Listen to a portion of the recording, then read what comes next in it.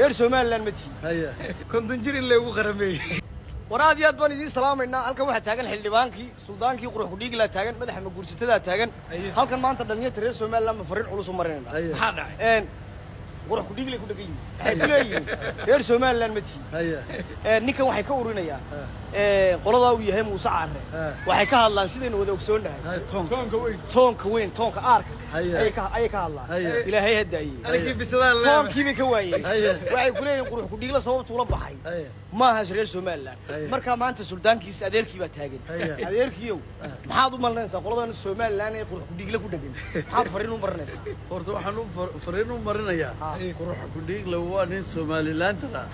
asala ku dhashay un baa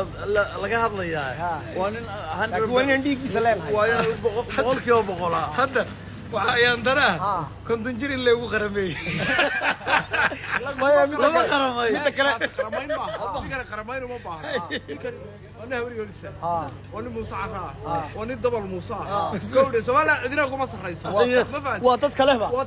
waa dadka waxa wali dadka xadaaradana xitaa laga soo gaaray waddanka ay joogna xadaaradda dadka iibin jiray mid kale waa dadka nolol xitaa iibin waa jiray dadka sanamta ugu fara badnaa marka maanta waxaan cadaynaynaa diig la Soomaaliland tarmaha isaga wax ka yarisiin hadaba maanta halkan waxaan ka cadaynaynaa magaca qurux ku dhiigle isagoo maanta habar yooniso Muuse Caare baru ka bedelayna maanta waxaan ku gacan ku dhiigla ninka u bixina horta qurux dhiig la macnaheedu ma taqaana waa afka Soomaaliga sababtoo ah handsome boy laga wadaa okay waa Soomaaliga handsome boy